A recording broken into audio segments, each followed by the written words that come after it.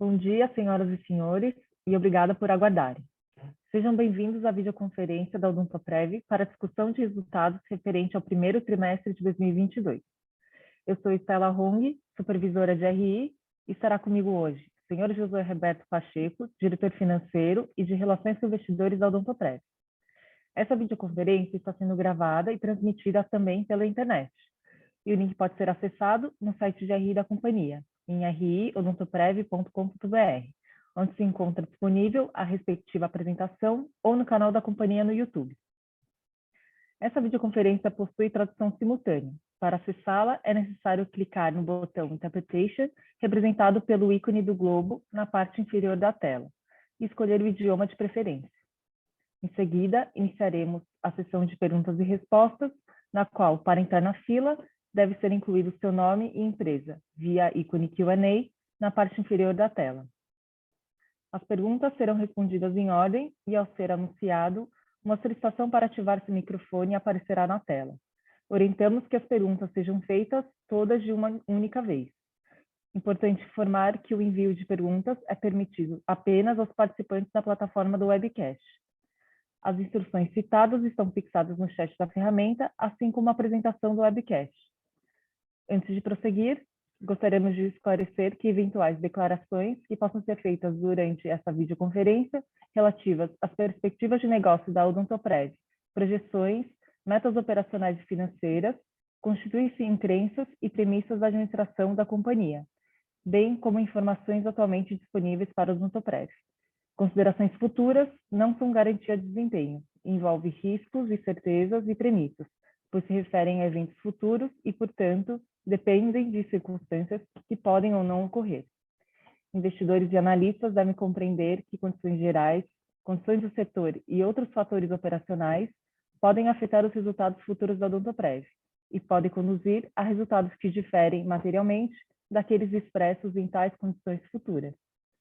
Gostaria agora de passar a palavra ao José Roberto Pacheco, que iniciará a apresentação. Por favor, Pacheco, pode prosseguir. Olá, bom dia a todos. Sejam muito bem-vindos. Muito obrigado pelo interesse e confiança. Nós somos a Odontoprev. Eu gostaria aqui de agradecer a participação nesse evento da companhia para apresentarmos a performance no primeiro trimestre de 2022. Bom, dando início à apresentação, no slide 3, nós vemos dados da ANS desde 2006, onde os planos odontológicos, na parte direita da tela, seguem apresentando crescimento contínuo, independentemente do cenário macro ou da geração de empregos, superando 29 milhões de vidas, com adições líquidas de 2,5 milhões de novos clientes em planos dentais em relação a 2020. O nosso próximo slide, o slide 4, nós podemos ver a receita e o ticket médio dos principais players odontológicos no Brasil. Demonstramos as carteiras Odontoprev nos segmentos corporativo e massificado, com expressiva liderança em ambos os nichos de mercado. Nosso próximo slide, o slide 5, nós vemos a evolução trimestral da receita, com crescimento sequencial e na variação anual, após os duros impactos comerciais pela pandemia durante o segundo e terceiro trimestres de 2020, com adição líquida de 646 mil vidas desde então. Nosso próximo slide, o slide 6, nós demonstramos a execução da estratégia de longo prazo. Nós vemos que a receita do segmento corporativo cresce 19% desde 2014. Por outro lado, a receita do segmento massificado, de PMEs e de planos individuais, com maior ticket e menor sinistralidade, apresentou crescimento de 15% ao ano no mesmo período. Bom, nosso slide seguinte, o 7, observem as adições líquidas por canal nos segmentos massificados, ou seja, de PME e de planos individuais, no qual a bancarização se destacou nos últimos trimestres. A marca Bradesco Dental, vale notar a nossa marca mais vendida recentemente, adicionou 56 mil novas vidas no trimestre e 312 mil novas vidas nos últimos 12 meses. No slide 8, nós vemos a sinistralidade trimestral consolidada e por segmento. Nesse primeiro trimestre de 2022, a sinistralidade do segmento corporativo foi de 43%, em linha com o mesmo período do ano anterior. Por sua vez, a sinistralidade do PME e dos planos individuais foi bastante menor, em 450 pontos no PME e em 1.020 pontos nos planos individuais, respectivamente. Bom, passando para o nosso próximo slide, o slide 9, nós abordamos a geração de caixa e demonstramos que, com a menor sinistralidade, a estabilização no PDD e ganhos de eficiência nas despesas gerais, a margem EBITDA da companhia manteve o mesmo patamar recorde de 32% nos últimos 12 meses. Na sequência, no próximo slide, o slide 10, nós vemos a evolução do EBITDA desde 2018, com crescimento anual médio de 11%. Bom, nosso slide seguinte, o slide 11, destaca o novo perfil da receita financeira, beneficiada pela migração durante o ano passado, o ano de 2021, de parte da carteira do ativo circulante para títulos públicos de vencimento no longo prazo, com taxas de juros pós-fixadas e pré-fixadas superiores e mesmo perfil de risco de crédito. Os novos instrumentos, eles são contabilizados na curva, minimizando a volatilidade na carteira consolidada e serão mantidos até o vencimento. No nosso próximo slide, o slide 12, nós vemos que o lucro líquido atingiu 161 milhões de reais no trimestre, 49% acima do primeiro trimestre de 2021. Vale destacar que no trimestre houve reversão de provisões referente ao processo judicial relativo à cobrança de taxa de saúde suplementar pela ANS. Excluindo-se tal reversão, o lucro recorrente no primeiro trimestre de 22 teria sido de 132 milhões de reais. Nosso próximo slide, o slide 13, nós vemos que o CAPEX da companhia atingiu 66 milhões de reais nos últimos 12 meses, 90% do total em investimentos relacionados à tecnologia. Nosso slide seguinte, o slide 14, nós demonstramos que a companhia terminou o período com posição líquida de caixa de 809 milhões de reais, sem endividamento. Bom, nosso próximo slide, o slide 15, nós vimos atualização dos programas de recompra de ações. O total de ações recompradas atingiu 18 milhões em março de 2022, ao preço médio de R$ 12,67, representando um investimento de 228 milhões de reais. Conforme nosso slide seguinte, o slide 16, em assembleia anual realizada nesse mês, no dia 4, foi aprovado o cancelamento de 14,5 milhões de ações que estavam em tesouraria em 31 de dezembro. E também aprovado o desdobramento de ações na proporção de uma nova ação para cada 10 existentes. O capital social da Odontoprev passou de 531 milhões de ações para 568 milhões de ações. Bom, no nosso próximo slide, slide 17, nós vemos a nossa base de acionistas globalizada, com cerca de 86% das ações em circulação com investidores de mais de 30 países. Bom, mais uma vez, nós agradecemos a todos pelo interesse e confiança na Odontoprev, e eu gostaria aqui de passar a sessão de perguntas e respostas nessa nossa prática de call de resultados de 45 minutos. Muito obrigado. Agora iniciaremos a sessão de perguntas e respostas. Lembrando que para incluir seu nome na lista, basta clicar no ícone Q&A na parte inferior da tela, incluindo seu nome e empresa. Ao ouvir seu nome, uma solicitação para ativar seu microfone aparecerá na tela. Orientamos que as perguntas sejam feitas todas de uma única vez. Nossa primeira pergunta vem do senhor Pedro Lima, do BTG Pactual. Pode prosseguir. Bom dia, Pacheco. Bom dia, time. São duas perguntas aqui do nosso lado. A primeira é referente à sinistralidade. A gente queria entender se a Omicron ela teve alguma influência relevante no sinistro mais baixo que a gente observou nesse trimestre, ou se foi só uma questão de sazonalidade e estrutural, com a nova base de individual vindo muito do Banking Channel. E a segunda é referente a crescimento orgânico. A gente queria entender um pouco como vocês estão enxergando a adição de vidas orgânicas para o segundo trimestre até então, e se vocês tiverem um overview também do que vocês esperam para o ano, tá? Obrigado.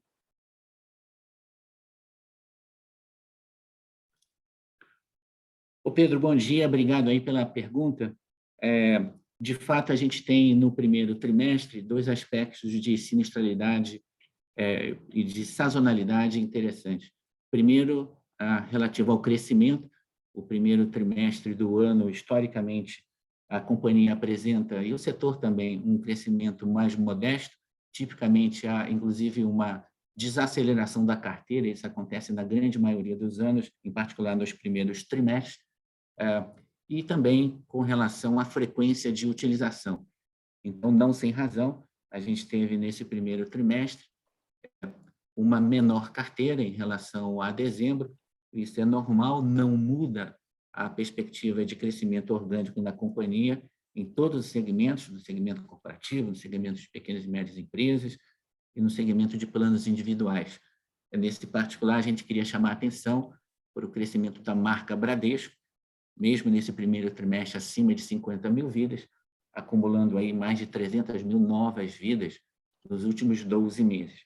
Eu acho que a liderança e a força da marca Bradesco, a marca Odontoprev no segmento corporativo, a marca Odontosystem no segmento corporativo e agora, mais recentemente, nos planos individuais, sem falar da marca BB Dental, também nos planos individuais. Isso nos dá um otimismo e uma confiança numa performance comercial muito interessante em 2022, lembrando aqui dos quase 500 mil de novos clientes conquistados pela companhia no ano passado, no ano de 2021. Falando aqui um pouquinho sobre a sinistralidade, e acho que esse é um ponto bastante relevante para a gente endereçar aqui e deixar uma mensagem muito clara com relação à perspectiva agora de 2022. A sinistralidade geral da companhia, ela está, no momento, abaixo dos padrões históricos, ela vai permanecer nesses padrões ao longo de 2022. É importante entender isso. Em primeiro lugar, no segmento corporativo, já há uma volta aos padrões de frequência históricos, então não há nenhuma novidade, o segmento corporativo já voltou a um padrão de frequência muito alinhado, muito semelhante, como vocês percebem nos documentos públicos da companhia, em relação aos anos anteriores. No entanto, a bancarização de carteiras que vem crescendo mais aceleradamente, número 1, nos planos para pequenas e médias empresas, e número 2, nos planos individuais, tem permitido à companhia atingir patamares sustentáveis de sinistralidade que diferem dos históricos. Então, se antes, dando aqui um número médio de 10%, de 10 anos, com relação à sinistralidade, que normalmente girava ali em 45%, 46%, a companhia vem trimestre após trimestre, agora recentemente, gerando ali mais próxima de 40%. Então, acho que essa é uma mudança estrutural importante devido ao novo mix de clientes da companhia, devido à nova forma de distribuição dos produtos para esse perfil de clientes, nos levando a conquistar, não é, patamares não só de menor sinistralidade, mas de expansão de margem e de geração de caixa muito difíceis de serem replicados pelo mercado. Era isso, tá, Pedro? Obrigado. Obrigado, Pacheco. Nossa próxima pergunta vem de Vinícius Ribeiro, UBS. Pode prosseguir.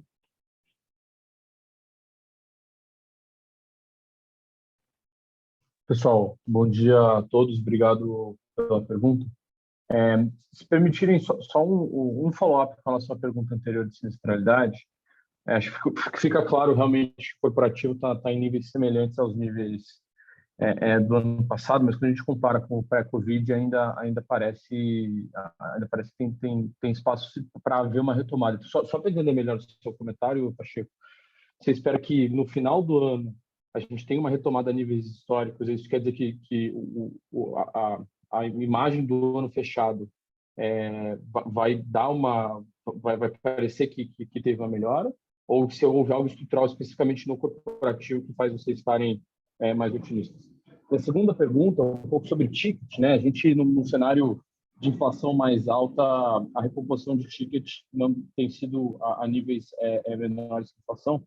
Eu só queria entender um pouco se isso tem a ver com as negociações associadas a um nível de frequência mais baixo nos últimos anos, se tem a ver com competição, se tem a ver com algum tipo de estratégia para ganhar market share ou algo do tipo. Obrigado. Ô Vinícius, obrigado pela pergunta. Eu vou começar pelo final, eu acho que ele é mais didático para a gente compreender essa questão do reajuste do ticket versus a estrutura de custos da companhia. É muito comum no mercado haver a preocupação com o repasse inflacionário. Numa inflação de 2 dígitos, a companhia tem observado reajustes muito modestos no ticket. E a preocupação do mercado é se isso é um ponto de grande relevância. O nosso comentário é de que não é. Por quê? O que importa, no fundo, é a inflação interna da companhia.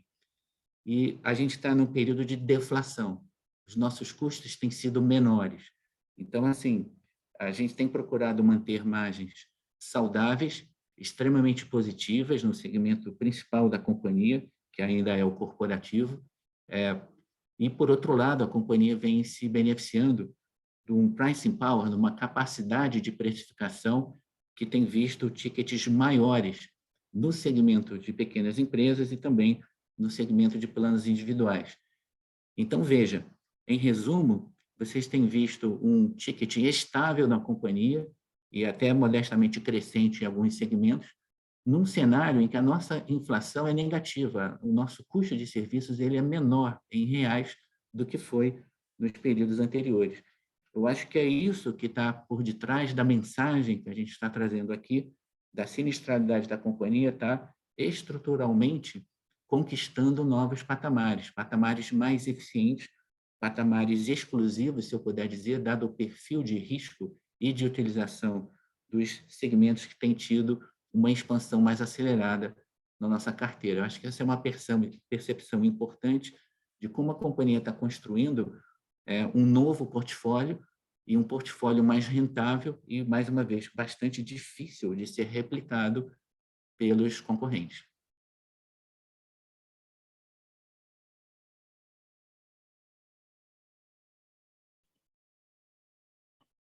Obrigado, Pacheco. Só se me permitir um follow-up. Eu acho que a questão do custo está bem clara, mas e a questão da despesa de G&A? O que a gente deveria pensar a respeito disso? Porque eu lembro que durante os últimos 2 anos vocês haviam comentado que tinha talvez um nível novo, né, de G&A, mas ainda assim ele sofre pressões inflacionárias. Então, se puder só complementar o seu comentário, eu agradeceria. Esse é um ótimo ponto também, a questão do G&A. O principal item de destaque aí é a nossa folha, o quadro de funcionários, ele tem sido menor, vocês acompanham isso trimestre a trimestre. A companhia tem feito movimentos de robotização, de digitalização de processos. Então, a gente espera, sim, ganhos marginais de G&A nos próximos anos, como tem sido a característica dos anos mais recentes. Agora, em 2022, nós estamos implantando um sistema de grande porte na companhia, né, o IRP, trazendo uma das plataformas mais estado-da-arte disponíveis no mercado. Os processos de RPAs, né, de robotização, prosseguem. A companhia está construindo um quadro novo e mais eficiente de atuação em diversas áreas, né? Então, a gente acha, sim, que há possibilidade de ganhos marginais de G&A, e completando ali no selling expense, um outro tema, só para ajudar na observação geral, vocês notam também com a migração, com a bancarização especialmente dos planos individuais, onde a despesa de comercialização é substancialmente maior que nos outros segmentos, a companhia tem tido, ano após ano, um índice de despesa de comercialização mais baixo, portanto, mais eficiente. São esses os fundamentos, Vinícius, do que a gente traz aqui de mensagem. Essa expansão de margem, ela não é conjuntural, ela é estrutural, ela é consequência, portanto, né, desse novo portfólio de produtos, dos canais de distribuição e do perfil de risco, né, que a gente vem percebendo e executando segmento a segmento de mercado.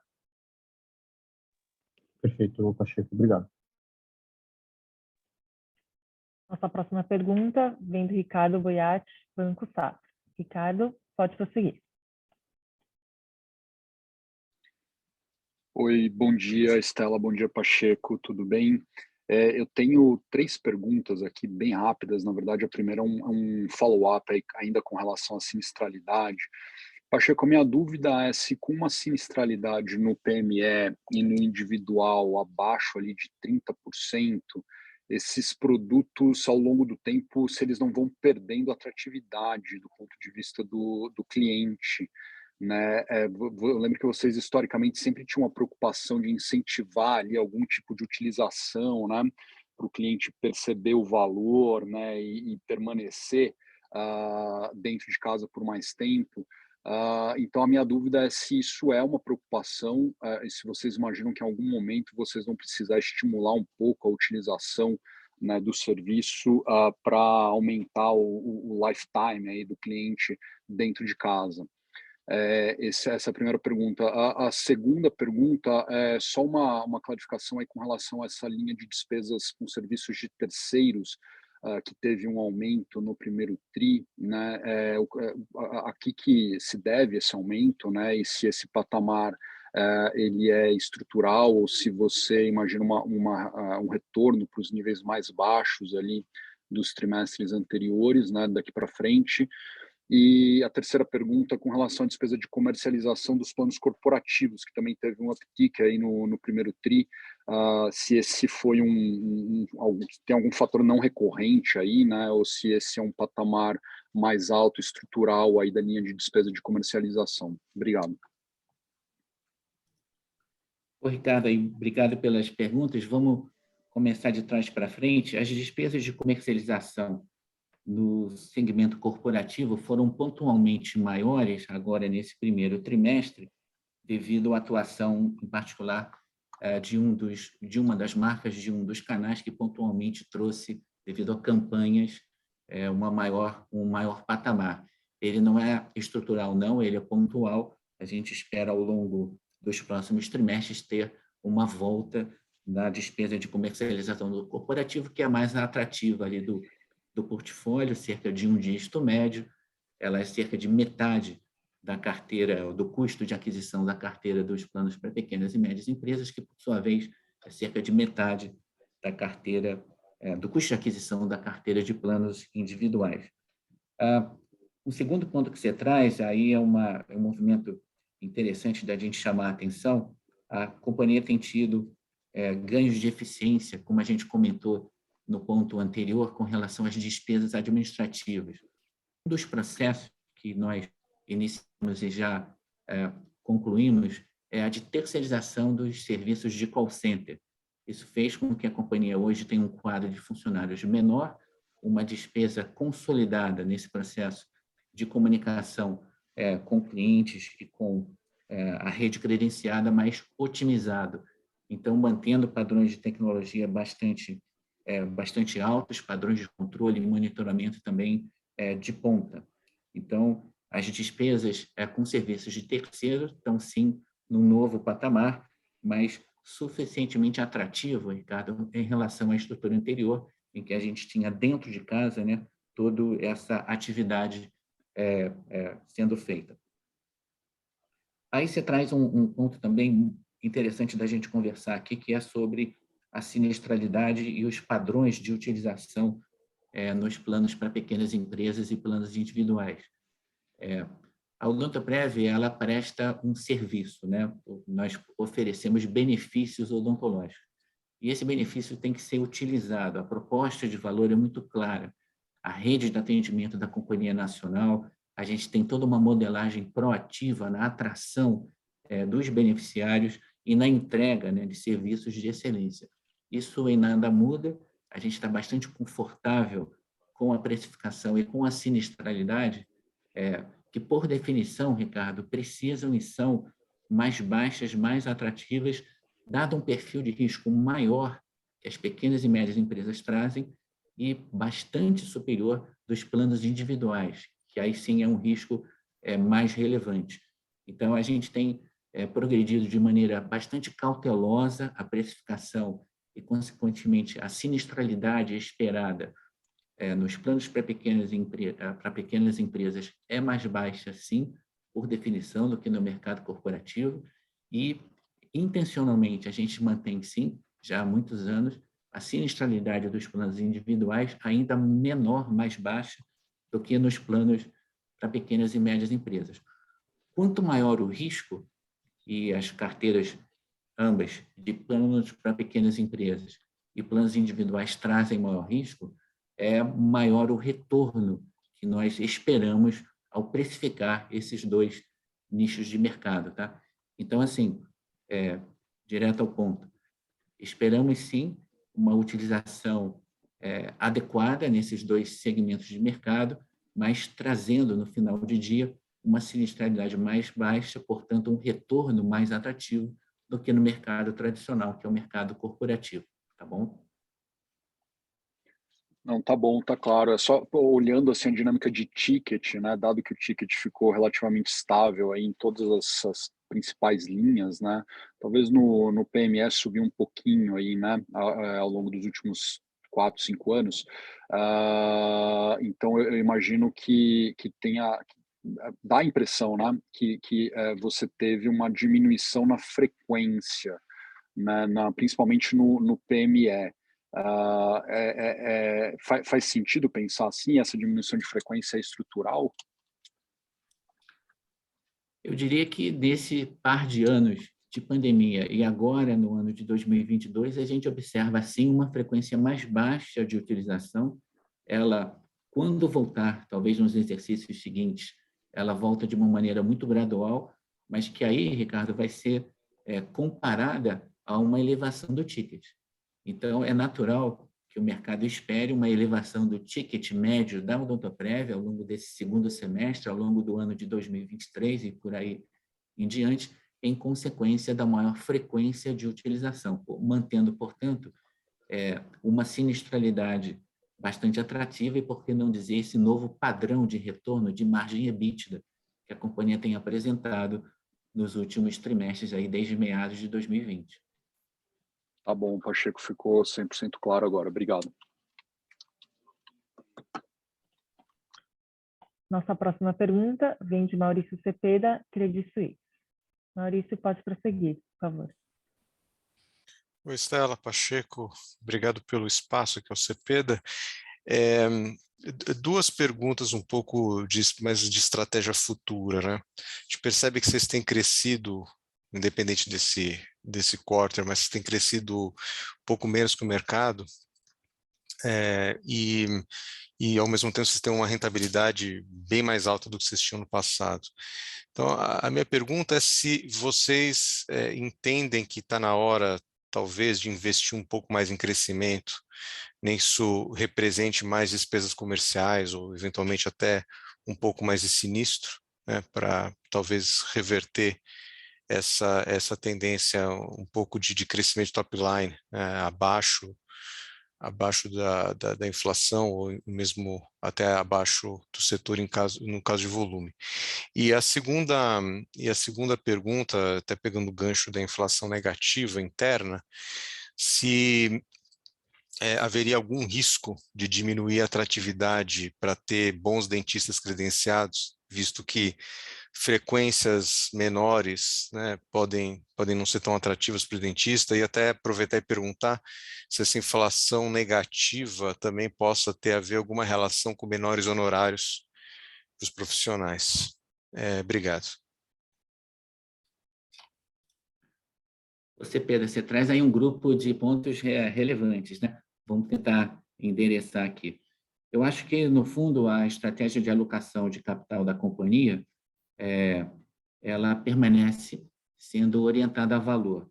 E quando você traz a discussão sobre retorno, é importante a gente trazer aqui para o mercado que a companhia está muito atenta, não só à alocação de capital eficiente, como também a oportunidades de crescimento inorgânico, investimentos na cadeia de valor dental. Quer dizer, eu acho que é bastante natural que o mercado espere, nesse e nos próximos anos, uma, primeiro, disciplina na companhia, na execução da sua estratégia de alocação de capital. Eu aqui me refiro à nossa estrutura de dividendos regulares, agora ampliada o retorno total aos acionistas através de programas de recompra, que tem se repetido desde meados de 2021. De lá para cá, a atratividade dos programas de recompra foi bastante expressiva, mas o que nos cabe dizer aqui é que faz sim total sentido para a Odontoprev estar analisando com carinho, com detalhe, as oportunidades de adição de valor na cadeia dental, não só no tradicional envolvimento de análise de oportunidades de compra de players de menor porte, mas também, como a gente já tem toda uma plataforma de adição de valor à rede credenciada.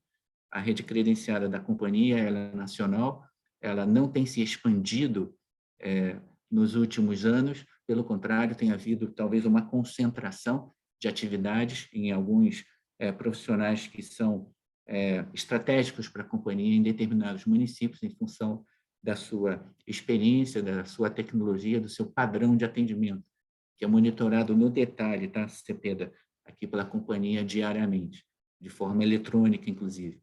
Então, esse é um diferencial muito, mais uma vez, difícil de ser replicado.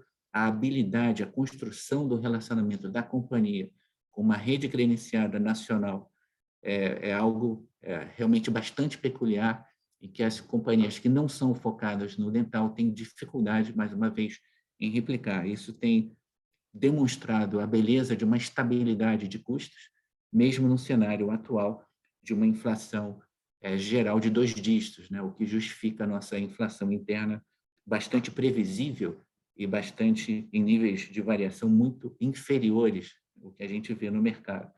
Então, assim, eu acho que a gente está muito atento às oportunidades inorgânicas, às oportunidades comerciais de construção de canais presenciais e digitais que, com certeza, vão trazer aí projetos e oportunidades relevantes nesse e nos próximos anos. Mas isso que a gente tinha para comentar, tá, Cepeda? Pacheco, obrigado. Até talvez fazendo um follow-up na questão das oportunidades comerciais, vocês veriam algum risco de repente, não ter uma elasticidade favorável, ou seja, se vocês gastarem mais comercialmente, acabar não tendo adições suficientes para manter o seu profit pool? Como vocês pensam em relação aos riscos de aumentar os gastos comerciais? A companhia tradicionalmente tem despesas de comercialização bastante modestas em relação à receita. A gente não vê nenhuma mudança estrutural aí. O que a gente quis dizer com oportunidades comerciais dada a vocação exclusivamente dental da companhia, a Odontoprev tem sido o parceiro natural de players de saúde que buscam a excelência de um modelo dental para encantar o seu cliente final.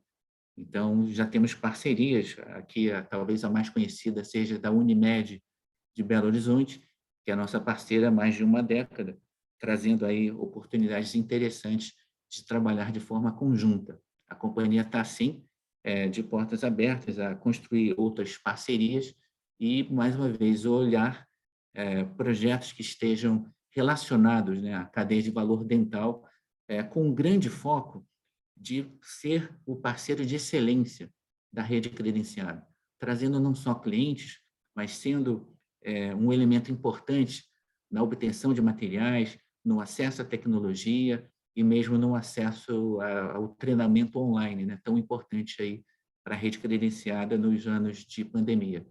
É isso que eu acho que faz a nossa diferença, faz a companhia ter um número sem igual de parceiros cirurgiões dentistas em todos os estados do Brasil. Perfeito, Pacheco. Então, entendo que não tem nenhuma intenção de ter mais agressividade comercial, certo? Via comissionamento, não. A agressividade comercial ela pode haver em segmentos de mercado, no corporativo, por exemplo, onde você tenha alguma oportunidade de trazer escala na companhia, dado aí enfim, a estrutura de capital que a companhia tem.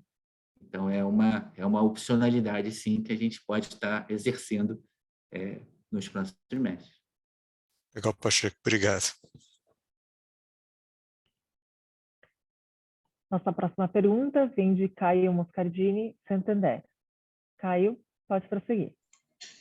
Oi, pessoal, obrigado por pegar a pergunta. Pacheco, você pode esclarecer um pouco mais sobre o que está dentro aí desses serviços de terceiro, né? 17 milhões nesse trimestre, 3,6% da receita versus 1,8% no ano passado, e se esse é um valor que a gente pode continuar esperando aí como percentual da receita para o restante do ano. Obrigado. Caio, obrigado aí pelo ponto. Então, o movimento de terceirização do atendimento da companhia, né, do chamado call center, do DISC da companhia, que justifica esse aumento das despesas com serviços de terceiros, principalmente. Então, hoje nós temos uma folha da companhia menor, nós temos um quadro de funcionários menor do que tínhamos nos exercícios anteriores, e esse movimento estratégico, né, de terceirização com qualidade é o que fundamenta, tá, Caio, essa maior despesa com serviços de terceiros, que vamos dizer, esse novo padrão que a gente deve esperar nos próximos trimestres, nos próximos anos. Entendi. E ainda assim, com essa expansão do serviço de terceiro, vocês continuam acreditando que a gente deve ter aí uma despesa administrativa menor como percentual da receita ao longo dos próximos trimestres, dos próximos anos, ou não? A diluição de G&A vem de outro lado.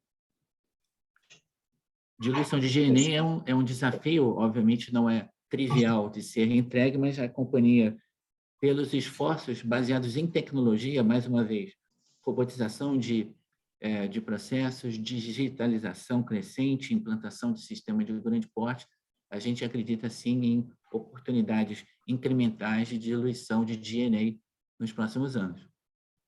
Perfeito. Está ótimo, Pacheco. Muito obrigado. Nossa próxima pergunta vem de Estela Estrano, JP Morgan. Estela, pode prosseguir, por favor.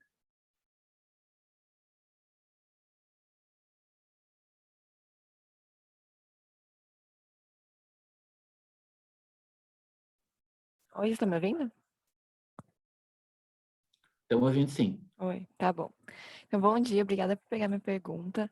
Falando um pouco mais sobre estratégia de médio prazo, como vocês estão enxergando as opções de M&A ou parcerias futuras para visando o crescimento na base? Obrigada. Pois, Stella, esse é um ponto que está sempre no radar, né, da companhia. A companhia tem o mandato, né, desde o IPO, de estar buscando aquisições seletivas na cadeia de valor dental, não só de operadores de menor porte, mas também as associações e parcerias comerciais, a busca por companhias correlatas e que estejam participando da cadeia de valor dental. Então, esse é o nosso mandato, a equipe está sempre buscando e desenvolvendo projetos, oportunidades, diria que ele está a pleno vigor. Acho que é bastante natural do mercado esperar uma prioridade no crescimento orgânico, mas ele sendo ampliado também por projetos de diversificação da companhia junto à cadeia de valor dental. Eu acho que isso é um mandato importante e que a gente está aqui buscando essa maximização de valor sempre. Obrigada.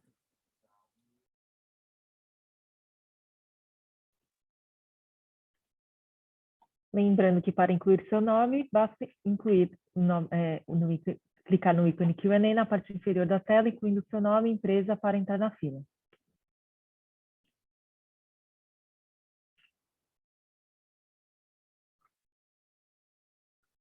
Bom, sem mais perguntas, então encerramos a sessão de perguntas e respostas. Gostaria de passar a palavra ao Pacheco para considerações finais. Bom, queria aqui agradecer a participação de todos, e um obrigado e até breve, um ótimo fim de semana a todos.